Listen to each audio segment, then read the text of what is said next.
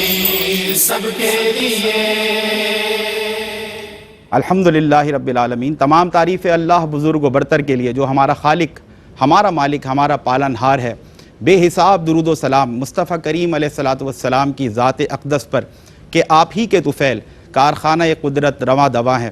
اللہم صلی علی سیدنا و مولانا محمد و علی آل سیدنا و مولانا محمد وبارک وسلم۔ ناظرین محترم، السلام علیکم ورحمۃ اللہ وبرکاتہ۔ میں ہوں آپ کا میزبان سمیر احمد، اور اس وقت آپ ملاحظہ کر رہے ہیں پروگرام روشنی سب کے لیے۔ اللہ تبارک و تعالیٰ نے جب زمین کا فرش بچھایا تو یہ کانپنے لگی، اور اس کو ساکت کرنے کے لیے اللہ تبارک و تعالیٰ نے پھر پہاڑوں کو تخلیق کیا، اس زمین پر پہاڑوں کو پیوست کیا۔ تو فرشتوں نے جب ان پہاڑوں کی ہیبت کو اور ان کی طاقت کو اور ان کی بلندیوں کو دیکھا تو حیران ہو کر عرض کرنے لگے، مولا کیا ان پہاڑوں سے بھی زیادہ کوئی تیری طاقتور مخلوق ہے؟ اللہ تبارک و تعالیٰ نے ارشاد فرمایا کہ ہاں، لوہا ہے، کیونکہ ناظرین لوہا پہاڑ کو کاٹ دیا کرتا ہے۔ پھر حیران ہو کر عرض کیا کہ مولا اس لوہے سے زیادہ کوئی تیری طاقتور مخلوق ہے؟ اللہ تبارک و تعالیٰ نے ارشاد فرمایا کہ ہاں، آگ ہے، کیونکہ آگ میں لوہا پگھل جاتا ہے۔ پھر حیران ہو کر عرض کیا کہ مولا اس آگ سے زیادہ کوئی تیری طاقتور مخلوق ہے؟ اللہ تبارک و تعالیٰ نے ارشاد فرمایا کہ ہاں، پانی ہے، کیونکہ پانی آگ کو بجھا دیا کرتا ہے۔ پھر عرض کیا کہ مولا اس پانی سے زیادہ کوئی تیری طاقتور مخلوق ہے؟ تو اللہ تبارک و تعالیٰ نے ارشاد فرمایا کہ ہاں، ہوا ہے، کیونکہ ہوائیں سمندروں کا، طوفانوں کا رخ تبدیل کر دیا کرتی ہیں۔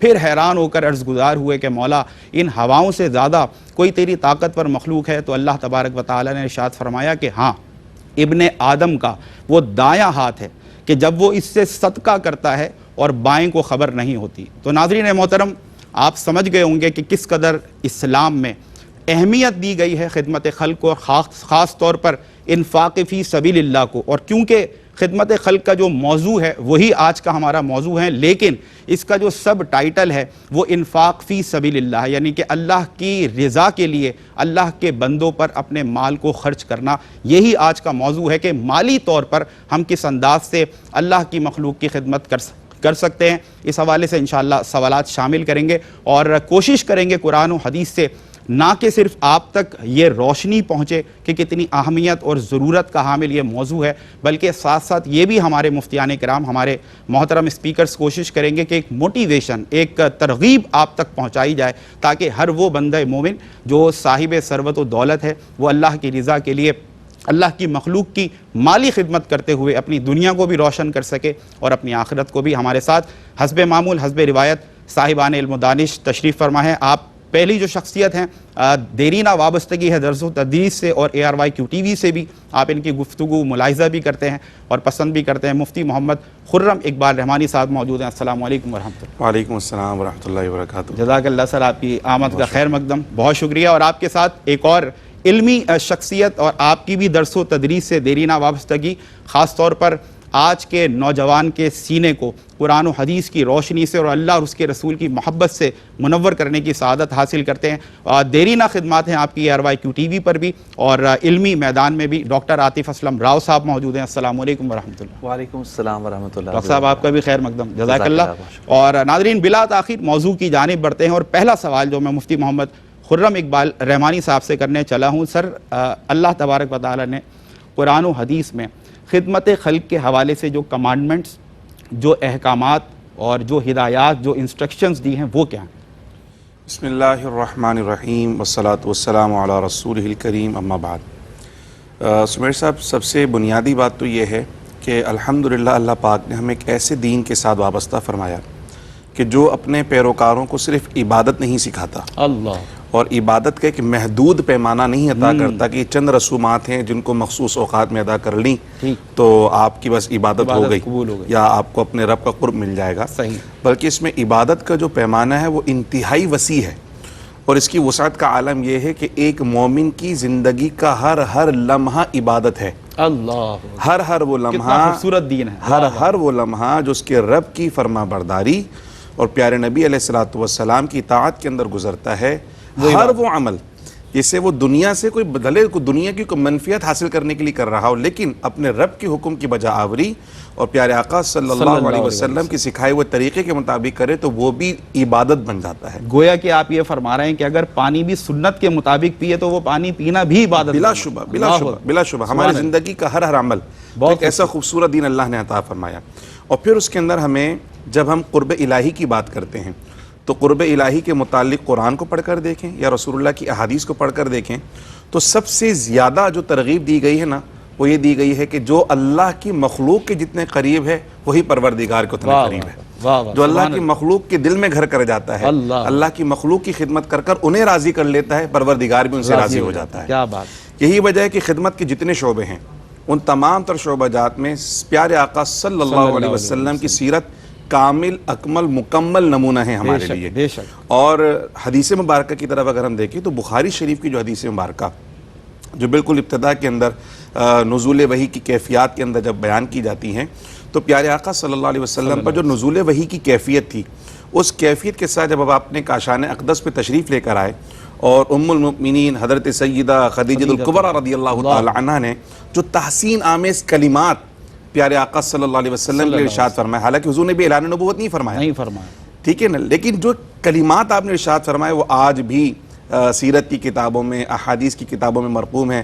آپ نے فرمایا کہ یا رسول اللہ صلی اللہ علیہ وسلم اس فتنے کے زمانے میں جب کسی کے بنیادی حقوق محفوظ نہیں ہیں، حضور آپ وہ واحد روشنی کی میناریں ہیں جو یتیموں پہ شفقت کرنے والے ہیں، بیواؤں کی داد رسی کرنے والے ہیں، جس کا کوئی کمانے والا نہیں آپ اس کو کما کر ادا کرنے والے ہیں، آپ مہمان نوازی کرنے والے ہیں، حق کی راہ پر چلنے والوں کے مددگار ہیں۔ حضور جس کے اندر یہ تمام طور اوصاف جمع ہوں وہ کبھی بھی رسوا نہیں ہو سکتا، بلکہ وہ تو بلندیوں ایسی بلندیوں پہ پہنچتا ہے جسے پھر معراج کہا جاتا ہے۔ اس معراج کو ہر کوئی حاصل نہیں کر پاتا۔ تو حضور علیہ السلام کی حیات مبارکہ میں آپ کی سیرت میں خدمت کے تمام تر شعبہ جات ہمیں نظر آتے ہیں۔ اور پھر اللہ سبحانہ و تعالی نے قرآن مجید فرقان حمید میں خاص طور پر جو ہمیں خدمت کا ایک شعبہ عطا فرمایا وہ انفاق فی سبیل اللہ۔ اچھا یہ بڑا خوبصورت ایک تعلق ہے، اس کا صرف انفاق نہیں ہے بلکہ انفاق فی سبیل اللہ، یہ مکمل ہی جب ہو رہا ہے۔ حالانکہ انفاق علی المخلوق ہو رہا ہے، خرچ کس پہ کر رہے ہیں؟ مخلوق پر۔ دے کس کو رہے ہیں؟ مخلوق کو دے رہے ہیں، لیکن اللہ فرماتا ہے نہیں، میری مخلوق کو نہیں دیکھو، یہ دیکھو کہ مال کس نے دیا تھا؟ اللہ نے عطا فرمایا۔ جب اللہ نے عطا فرمایا تو اللہ کے دیے ہوئے مال میں سے پھر اللہ کی محبت میں اللہ کی مخلوق پہ خرچ کرنا ہے۔ تو بظاہر تو مخلوق لیتی ہوئی نظر آ رہی ہے، لیکن در حقیقت تمہارا تعلق، تمہارا سودا، تمہارا معاملہ تمہارے پروردگار کے ساتھ ہو رہا ہے۔ اور پھر اس تعلق کو اتنا مضبوط فرمایا کہ تم یہ مت سمجھنا کہ تم نے بندے کو دیا اور ختم ہو گیا، یہ شخص تو ختم کر دے گا مگر پروردگار کے ساتھ جو تمہارا لین دین و معاملہ ہوا، فرمایا من ذا الذی یقرض اللہ قرضا حسنا، یہ قرض حسنہ ہے جو تم نے بندے کو دیا، یہ اللہ نے فرمایا کہ مجھے قرض حسنہ دیا ہے، حالانکہ میں تو بے نیاز ہوں، یہ قرض حسنہ دیا۔ اور دنیا میں قرض پر نفع دینے کی اجازت نہیں ہے، ممانعت ہے، سود حرام ہے، لیکن وہاں جو قرض حسنہ ہے فرما فَيُضَاعِفَهُ لَهُ أَضْعَافًا كَثِيرًا، پروردگار جب اس کو واپسی فرمائے گا تو بڑھا چڑھا کر واپسی کرے گا، اس دنیا کے اندر بھی اس کی رحمتیں برکتیں میسر آئیں گی اور اخروی اجر تو بلا حساب کتاب ہے۔ خوبصورت آغاز، ماشاءاللہ، اللہ آپ کو سلامت رکھے۔ ڈاکٹر صاحب میں اب یہ چاہتا ہوں کہ اس کی نیڈ پر اور اس کی جو سگنیفیکنس ہے یعنی کہ ضرورت اور اہمیت، اس حوالے سے قرآن و حدیث کس طرح سے ہماری رہنمائی کرتا ہے، کیا فرمائیں گے؟ بسم اللہ الرحمن الرحیم، رب اشرح لی صدری ویسر لی امری واحلل عقدۃ من لسانی یفقہوا قولی۔ انفاق فی سبیل اللہ یہ عصر حاضر کا ایک اہم عنوان ہے اور اس پر ہمیں کلام کرنے کی ضرورت ہے، اس پیغام کو لوگوں تک پہنچانے کی ضرورت ہے۔ قرآن مجید فرقان حمید کو اگر ہم جائزہ لیں اور دین اسلام کی تعلیمات کو دیکھیں تو دین اسلام کی جو تعلیمات عبادات اور عقائد سے متعلق ہیں وہ ہمیں ایک چوتھائی نظر آتی ہیں، اور جو معاملات سے متعلق ہیں وہ 3/4 نظر آتی ہیں۔ یعنی جو ہمارا دین ہے وہ صلاح فلاح کا، خیر خواہی کا، ایثار کا اور خدمت خلق کا دین ہے، جس میں اللہ تبارک و تعالیٰ نے مخلوق پر خرچ کرنے کا حکم ارشاد فرمایا ہے۔ قرآن مجید فرقان حمید کی کئی آیات ہیں جن میں انفاق فی سبیل اللہ کا حکم ملتا ہے، اور احادیث مبارکہ میں نبی کریم صلی اللہ تعالیٰ علیہ وسلم نے اللہ کے راستے میں مال خرچ کرنے کی فضیلت کو بیان فرمایا ہے۔ مشہور حدیث خیر الناس من ینفع الناس، تم میں سے بہترین وہ ہے جو لوگوں کے لیے نفع بخش ہو۔ اور حضور علیہ الصلوۃ والسلام نے فرمایا الخلق کلہم عیال اللہ، کہ یہ جتنی مخلوقات ہیں یہ اللہ کا کنبہ ہے، اللہ، اور تم میں سے بہتر وہ ہے جو ان مخلوقات کا خیال رکھتا ہے، اللہ کے کنبے کا خیال رکھتا ہے۔ حضور علیہ السلام نے فرمایا کہ جو مال تم استعمال کرتے ہو، جو کھاتے ہو، جو پہنتے ہو، جو برتتے ہو، وہ تمہارا ہے، اور جو تم اللہ کے راستے میں خرچ کرتے ہو اللہ تبارک و تعالیٰ اپنی شان کے مطابق اس پر تمہیں اجر و ثواب عطا فرماتا ہے۔ بہت ساری مثالیں دی گئیں، اور خود حضور علیہ السلام کی مبارک سیرت میں جو ہے بے شمار ایسے واقعات ہیں کہ جب مسلمانوں کو ضرورت پڑی حضور علیہ السلام نے صحابہ کرام علیہم رضوان کو ترغیب دی، اور انہوں نے مختلف مواقع پہ انفاق فی سبیل اللہ کی بہترین مثالیں قائم کی ہیں۔ غزوے کے موقع پر جب مسلمان صحابہ کرام علیہم رضوان کو ضرورت تھی، حضور علیہ السلام نے انفاق کے لیے حکم دیا، تو حضرت سیدنا صدیق اکبر رضی اللہ تعالیٰ اپنے گھر کا سارا سامان لے آئے، اللہ اکبر، حضرت فاروق اعظم رضی اللہ تعالیٰ اپنے گھر کا آدھا سامان لے آئے، حضرت عثمان غنی رضی اللہ تعالیٰ کے حوالے سے ملتا ہے کہ ان کا اللہ تبارک و تعالیٰ کے راستے میں خرچ کرنے کا معاملہ یہ تھا کہ ایک مرتبہ انہوں نے غزوے کے موقع پر حضور علیہ السلام کی کال پر اتنی زیادہ اشرفیاں اور مال و دولت حضور صلی اللہ علیہ وسلم کے سامنے لا کے رکھ دیا کہ آقا کریم علیہ السلام ان اشرفیوں کو اٹھاتے تھے اور فرماتے تھے ما در عثمان ما عمل بعد هذه، کہ اس کے بعد عثمان کو اس کا کوئی عمل ضرر نہیں دے گا۔ مولا علی کرم اللہ وجہ الکریم کے گھرانے سے متعلق یہ واقعہ بہت مشہور ہے کہ سب نے روزہ رکھا۔ ڈاکٹر صاحب اگر یہ واقعہ آپ بریک کے بعد مکمل کر لیں کیونکہ ناظرین بھی منتظر ہوں گے، تو میں چاہتا ہوں خلل نہ آئے اس پہ، آپ کی اجازت سے۔ جزاک اللہ۔ ناظرین ایک وقفہ ہے، آپ سے ملاقات ہوتی ہے اس بریک کے بعد۔ جی بریک کے بعد آپ کا خیر مقدم ہے ناظرین۔ موضوع ہے آج کا خدمت خلق اور انفاق فی سبیل اللہ کے حوالے سے بہت ہی خوبصورت عمدہ کلام ہو رہا ہے، اور اللہ تبارک و تعالی ہمیں عمل کی توفیق دے۔ بریک سے قبل ڈاکٹر صاحب ارشاد فرما رہے تھے سر، ایک واقعے کی طرف آپ اشارہ کر رہے تھے۔ میں نے پہلے عرض کیا کہ قرآن مجید فرقان حمید میں انفاق فی سبیل اللہ کا حکم موجود ہے، احادیث مبارکہ میں اس کی ترغیب ہے، پھر صحابہ کرام علیہم رضوان کے عمل کو ذکر کر رہا تھا، تو حضرت علی کرم اللہ وجہ الکریم کہ انفاق فی سبیل اللہ کا اس گھرانے کا یہ واقعہ ہے کہ 3 روز تک مستقل روزہ رکھا، اور افطار کے وقت جو سامان ہوا کرتا تھا تو بس اتنا ہی گھر پر تھا، اور دروازے پر دستک ہوتی ہے، مختلف سوالی آتے ہیں اور وہ تمام ان سوالیوں کو دے دیتے ہیں، مانگنے والوں کو دے دیتے ہیں، ان کی ضرورت پوری کرتے ہیں، اور خود اگلے دن ایسے ہی روزہ رکھ لیتے ہیں۔ تو اتنی بڑی بڑی صحابہ کرام علیہم رضوان نے قربانیاں دی ہیں، کیونکہ انفاق فی سبیل اللہ رب عز و جل کی بارگاہ میں یہ ایک ایسا عمل ہے جو ضرور قبول ہوتا ہے۔ اللہ اکبر۔ مفتی صاحب، انداز اپنائے جاتے ہیں کسی بھی عمل کے، کسی بھی کام کے، کسی بھی کار خیر کے، تو خاص طور پر خدمت خلق کے حوالے سے یا اللہ کی مخلوق پر خرچ کرنے کے حوالے سے کیا انداز، کیا طریقہ، کیا قرینہ ہمیں قرآن و حدیث بیان کرتا نظر آتا؟ یقیناً بہت خوبصورت سوال ہے یہ، اور جہاں نیکی کا حکم دیا وہیں نیکی کرنے کا سلیقہ اور طریقہ بھی سکھایا گیا۔ کیا بات ہے۔ قرآن مجید فرقان حمید میں اللہ پاک کا فرمان ہے کہ الذین ينفقون اموالهم فی سبیل اللہ ثم لا يتبعون ما انفقوا منا ولا اذى، سبحان اللہ۔ یعنی جو اللہ کی راہ میں خرچ کرتے ہیں انہیں ایک طریقہ اور سلیقہ بتایا جا رہا ہے کہ نہ تو احسان جتانا ہے اور نہ تکلیف پہنچانی ہے۔ اللہ، یعنی جن کو آپ نے اللہ کی رضا کے لیے دیا ہے نا، تو آپ نے ان پہ برتری نہیں جتانی ہے، آپ نے ان پر احسان نہیں جتانا کہ ہم نے تمہیں دیا تھا، ان کی ایگو ہرٹ نہیں ہونی چاہیے، ان کی عزت نفس کو ہرگز نقصان نہیں پہنچانا ہے۔ اسی طرح قرآن مجید فرقان حمید میں ایک اور جگہ سورہ بقرہ میں مزید ارشاد فرمایا گیا کہ اس سے تو بہتر یہ ہے قول معروف ومغفرۃ خیر من صدقۃ یتبعها اذی، ایسا صدقہ جس کو دینے کے بعد آپ سامنے والے کو تکلیف پہنچائیں، اس سے بہتر یہ ہے کہ آپ معافی طلب کر لیں، یا کوئی بہتر قول کہہ کر معذرت کر لیں کہ میں آپ کی مدد نہیں کر سکتا۔ ایسی مدد سے بہتر ہے اس عمل سے ہی رک جائیں، اس عمل سے رک جائیں جس کی وجہ سے اس کا دل آپ دکھا سکتے ہیں۔ بالکل۔ تو نیکی اس لیے نہیں کر رہے ہیں، انفاق اس لیے نہیں کر رہے ہیں کہ سامنے والے کی عزت نفس کو مجروح کیا جائے یا اسے معاشرے کے اندر رسوا کیا جائے۔ پہلا تو یہ طریقہ اور قرینہ سکھایا ٹھیک ہے کہ جب خرچ کریں، اور بہت اہم بات ہے کیونکہ مفتی صاحب دور حاضر میں آپ اور ہم دیکھتے ہیں کہ کس انداز سے لوگ جتاتے ہیں، دیتے کم ہے، پبلسٹی اس کی اس سے زیادہ ہو جاتی ہے، اس سے زیادہ خرچہ پبلسٹی پہ ہو جاتا ہے، اور پھر لینے والا شرمندہ اور رسوا ہو جاتا ہے کیونکہ اس کی تصویریں بڑے بڑے بل بورڈز پہ لگی ہوتی ہیں، وہ کسی سے نظریں ملانے کے قابل نہیں رہتا۔ تو پہلا کام تو یہ کرنا ہے کہ احسان نہیں جتانا، اذیت نہیں دینی۔ دوسرا فرمایا کہ خرچ کرنے کا دوسرا طریقہ اور سلیقہ یہ ہے کہ یسألونک ماذا ينفقون قل العفو، یہ پوچھتے کیا خرچ کریں، فرمایا وہ خرچ کرو جو تمہاری ضروریات سے اضافی ہو، ایسا نہ ہو کہ تم خرچ تو کر دو شوق میں آ کے پھر بعد میں خود کسی تنگی کے اندر مبتلا ہو کہ اللہ سے شکوہ کر رہے ہو، تو ایسا نہیں کرنا۔ جو عفو ہے، جو اضافی ہے، جو تمہاری ضروریات سے پس انداز ہونے کے بعد جو بچا ہوا ہے اس میں سے اللہ کی راہ میں خرچ کرو. سبحان اللہ. تیسرا قرینہ یہ سکھایا کہ کس پہ خرچ کریں.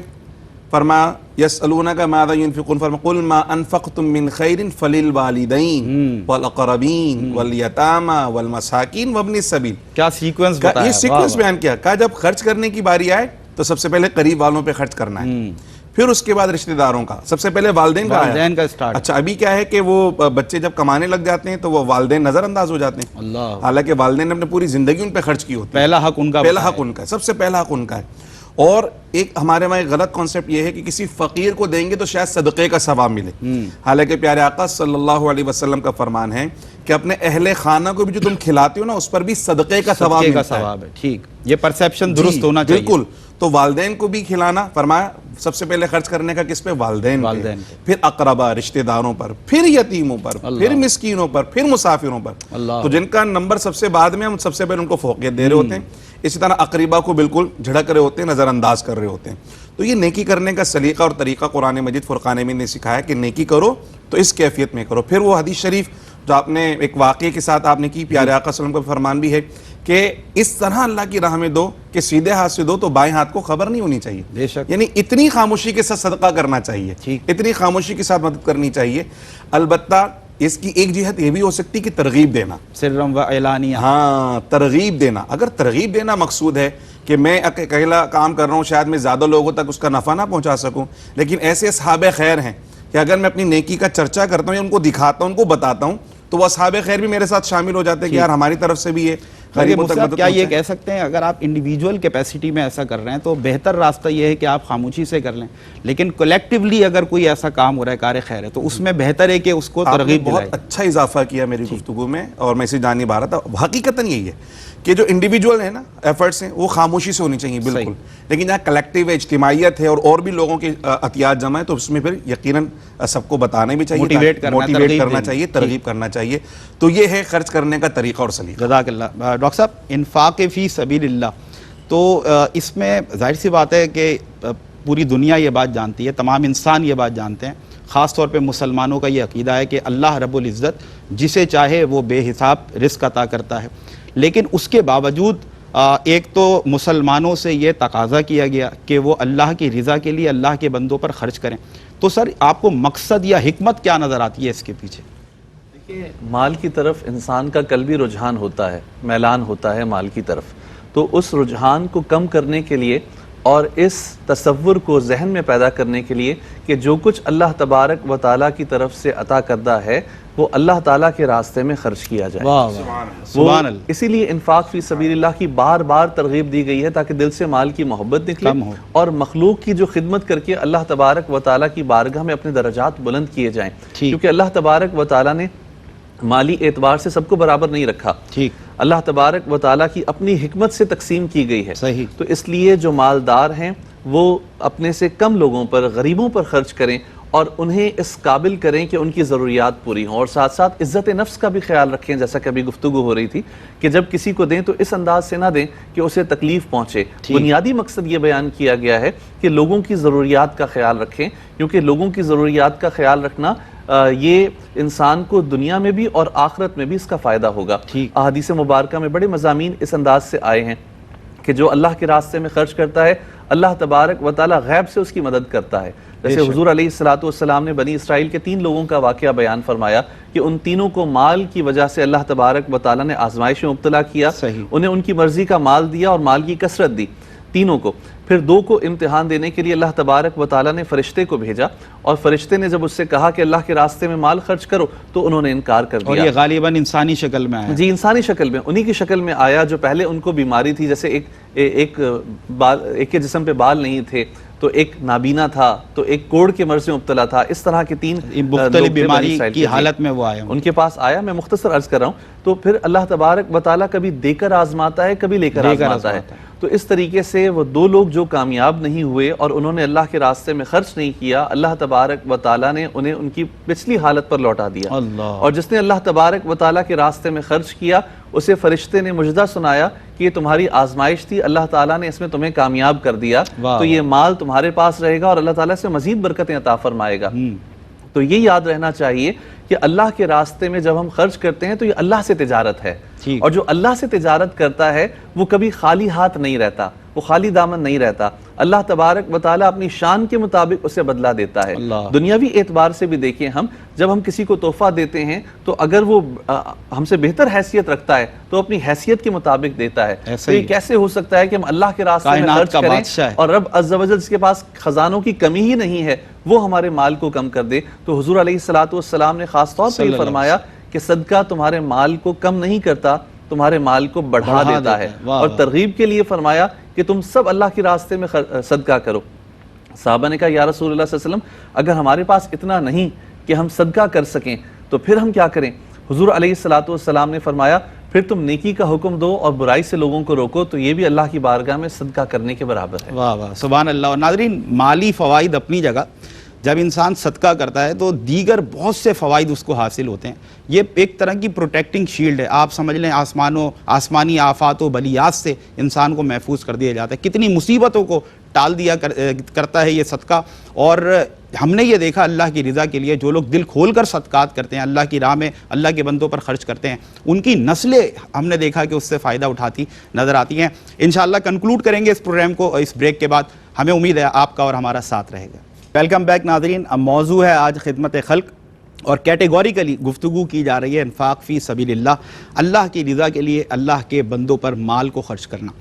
اور یقیناً قابل مبارکباد ہیں وہ بندگان خدا جو اللہ کی دی ہوئی توفیق سے، اللہ کے دیے ہوئے رزق میں سے اللہ کے بندوں پر اللہ کی رضا کے لیے خرچ کرتے ہیں۔ یقیناً جہاں ہمیں دنیاوی طور پر اس کے بہت سے فوائد ملتے ہیں، اخروی طور پر بہت سے فوائد ملتے ہیں، وہاں پر اس چیز کو بھی ملحوظ خاطر رکھا جائے کہ جب بھی ہم یہ خدمت خلق کا کوئی بھی کام سر انجام دیں یا ہم انفاق فی سبیل اللہ جیسی ایک نعمت سے مستفید ہوں اور اس پر عمل پیرا ہوں، تو دل میں اس نیت کے ساتھ، اس خلوص نیت کے ساتھ، اس جذبے کے ساتھ ہم اللہ کے بندوں پر مال خرچ کریں کہ ہمارا مقصد صرف اور صرف اللہ کی رضا ہو۔ یقیناً جب نیت میں کھوٹ ہو جائے تو پھر آپ کتنا ہی اچھا کار خیر کر لیں، آپ لاکھوں کروڑوں روپے خرچ کر دیں، اگر نیت میں کھوٹ ہوگی تو ایسا نہ ہو کہ ہم لاکھوں کروڑوں بھی خرچ کریں اور وہ سب کا سب ضائع بھی ہو جائے۔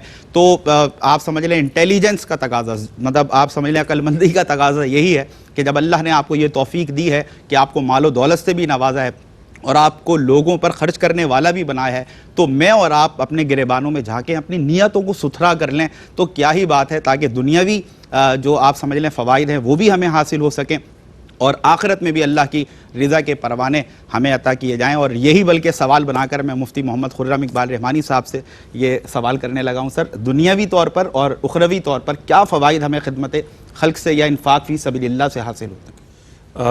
سب سے پہلی بات تو میں عرض کرنا چاہوں گا کہ نیکی یا عبادت اس کا جو تصور ہے، جیسے ہم نے شروع میں عرض کی تھی، ایک تو اس کا بہت وسیع پیمانے پر ہے، دوسرا اس کے اثرات بھی انسان کی انفرادی زندگی کے اندر بھی مرتب ہوتے ہیں، معاشرے پر اجتماعی حیثیت کے اندر بھی مرتب ہوتے ہیں، پھر اس کا فائدہ دنیا کے ساتھ ساتھ قبر میں بھی ملتا ہے اور آخرت کے اندر بھی ملتا ہے، بے شک، اور اس کی نوید قرآن و سنت کے اندر موجود ہے۔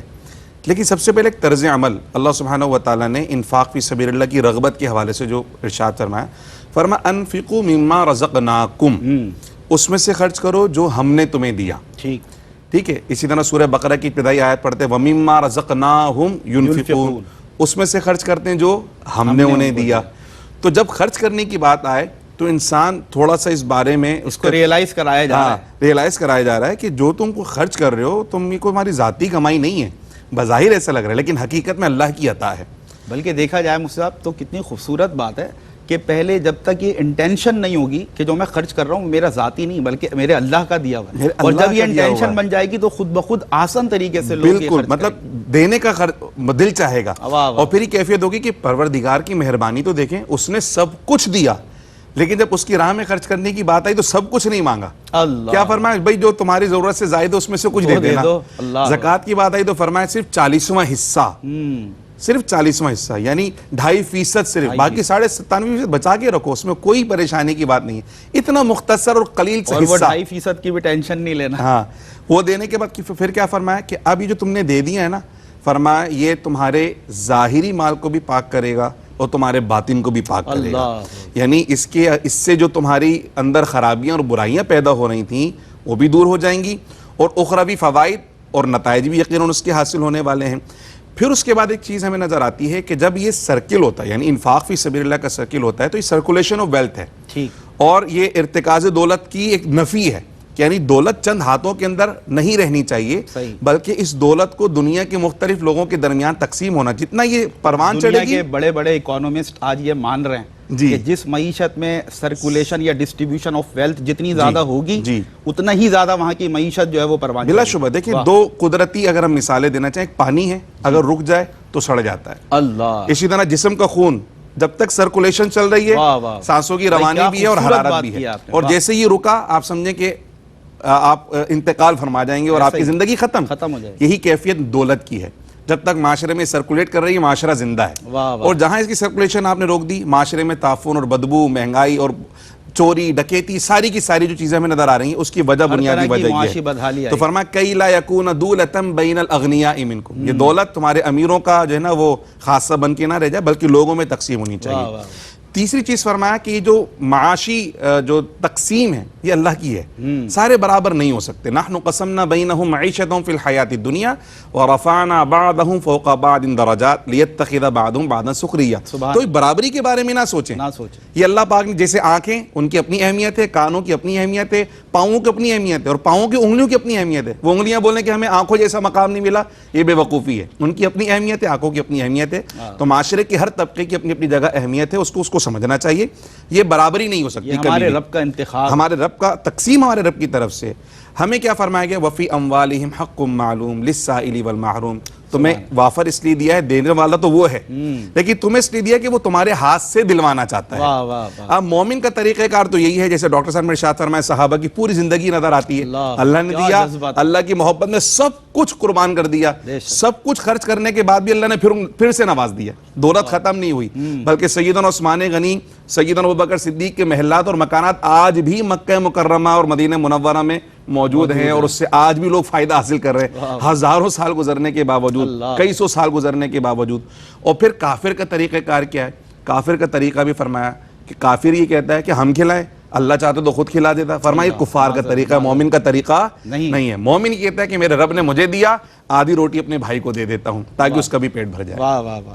ڈاکٹر صاحب چاہتا ہوں میں پیغام ایک آپ کی طرف سے ضرور جائے، خدمت خلق، انفاق فی سبیل اللہ۔ بسم اللہ الرحمن الرحیم۔ خدمت خلق کے مختلف شعبے ہیں۔ ہم یہ دیکھتے ہیں کہ پوری دنیا کے اندر مہنگائی میں بہت زیادہ اضافہ ہوا ہے، اور خورد و نوش کی چیزیں بھی لوگوں کی سمجھیں کہ اس سے نکل گئی ہیں باہر، وہ خرید نہیں پاتے، تو اس لیے مختلف شعبوں میں خرچ کرنا چاہیے۔ مثال کے طور پر لوگوں کی کھانے کی ضروریات، ان کی جو بنیادی ضرورتیں ان کا خیال رکھیں۔ اگر کوئی ایسی قریب میں فیملی ہے جو اپنے بچوں کو پڑھانا چاہتے ہیں لیکن ان کے پاس دینے کے لیے اسکول یا مدرسے میں یا یونیورسٹی میں فیس نہیں ہے، تو فیس کا انتظام کرنا یہ بھی صدقہ جاریہ ہے۔ اسی طریقے سے کسی کو لباس کی ضرورت ہے، اسے لباس دیا جائے۔ بعض لوگ یہ سمجھتے ہیں بس کھانا کھلاؤ، اچھی بات ہے، کھانا کھلانا بہت بڑی نیکی ہے، لیکن لوگوں کی ضروریات کے مطابق ان پر خرچ کرنا یہ بہترین صدقہ ہے، اس کا ہمیں خیال رکھنا چاہیے۔ سبحان اللہ۔ نہیں ڈاکٹر صاحب، بہت آپ نے جس کو جو کیٹیگرائز کیا ہے نا، یہ ضروری بھی تھا کہ ہم یہ جنرل میسیج نہ دیں بلکہ اس کو کیٹیگرائز کریں کہ آپ وہ شعبہ جات دیکھیں کہ جہاں جہاں ضرورت ہے۔ بہت خوبصورت بات۔ میں مفتی صاحب بہت شکریہ ادا کروں گا آپ کا، جزاک اللہ، ہمیشہ کی طرح بہترین اور ماشاءاللہ مفید گفتگو، جزاک اللہ۔ ڈاکٹر صاحب آپ کا بہت شکریہ، بہت خوبصورت انداز سے ہمیشہ آپ رہنمائی فرماتے ہیں، اللہ تعالیٰ آپ کو جزائے خیر دے اور آپ کو سلامت رکھے۔ ناظرین محترم، خدمت خلق، انفاق فی سبیل اللہ، یقیناً دل یہ کر رہا ہے کہ اس پر مزید گفتگو ہو، لیکن دامن وقت میں اتنی گنجائش نہیں۔ بس ہماری التماس، ہماری گزارش یہی ہے کہ آپ یہ جو ARYQ TV پر پروگرامز ملاحظہ کرتے ہیں، ان کا مقصد صرف سننا اور سن کر بس آپ سمجھ لیں دیگر امور میں اپنے آپ کو مصروف کر لینا، یہ ہمارا مقصد نہیں۔ مقصد یہ ہے کہ میں اور آپ، ہم سب مل کر بحیثیت مسلمان قوم عمل کی طرف آ جائیں۔ اور خدمت خلق میں آج جتنی گفتگو ہوئی، میں سمجھتا ہوں بہت کنسٹرکٹیو، بہت امپریسو، بہت انسپائرنگ اور بہت موٹیویشنل گفتگو تھی کہ جس سے کوئی بھی انسان جو سمجھ لیں سادہ ذہن بھی رکھتا ہے، اس کو سمجھ آ گیا ہوگا کہ how important, how significant it is to spend from the sustenance in the way of اللہ آلمائٹی۔ اللہ کی راہ میں خرچ کرنا، اللہ کے دیے ہوئے مال میں سے، یہ کتنی اہمیت کا حامل ہے۔ اور جس طرح ہمیں دنیاوی بہت سارے اس سے فوائد حاصل ہوتے ہیں، اس طرح اخروی فوائد بھی۔ تو آج جو ایک یہ سو کالڈ ہمیں آپ سمجھ لیں ہیومن رائٹس کی جو ٹھیکیدار ہیں وہ بات کرتے ہوئے نظر آتے ہیں نا کہ جو آپ سمجھ لیں کہ انسانیت ہے وہ معاذ اللہ مذہب سے بھی کوئی اوپر کی چیز ہے، یعنی کہ سب سے بڑا مذہب یا سب سے بڑا ریلیجن جو ہے نا وہ ہیومن رائٹس ہے، وہ انسانیت ہے. تو ان کو ہم ان کی سمجھ لیں خدمت میں یہ عرض کرتے ہیں کہ دین اسلام ہی وہ چھتری ہے جس کے نیچے جیسے دیگر شعبہ جات آتے ہیں ویسے ہی شعبہ خدمت خلق بھی آتا ہے، بلکہ یوں کہیے کہ انسانیت کا تعارف، اس کی ڈیفینیشن، اس کی تعریف اگر کسی نے اس انسانیت کے لیے قیامت تک آنے والے لوگوں کے لیے پیش کی ہے تو وہ دین اسلام ہے. اور میرے پیارے مصطفیٰ کریم علیہ الصلاۃ والسلام نے اپنی سیرت سے، اپنے کردار سے، اپنی گفتار سے اور اپنی خدمت خلق کی اعلیٰ ترین مثالوں سے یہ ثابت کیا ہے کہ دین اسلام ہی وہ مذہب ہے جس نے کائنات کو جینے کا بھی سلیقہ اور کرینہ سکھایا اور دوسروں کو آپ کس طرح سے جینا سکھاتے ہیں اس کا کرینہ اور طریقہ بھی سکھایا. بس اس میسج کے ساتھ، اس پیغام کے ساتھ میں آپ کا میزبان سمیر احمد آپ سے رخصت لے رہا ہوں کہ یہ خدمت کے حوالے سے یہ شعر ہے جو مجھے بھی بڑا موٹیویٹ کرتا ہے اور آپ کو بھی انشاءاللہ بہت زیادہ موٹیویٹ کرے گا کہ منزل تیری تلاش میں گھومے گی در بدر، خلق خدا کی راہ سے پتھر ہٹا کے دیکھ. اپنے میزبان سمیر احمد کو دیں اجازت. السلام علیکم ورحمۃ اللہ وبرکاتہ.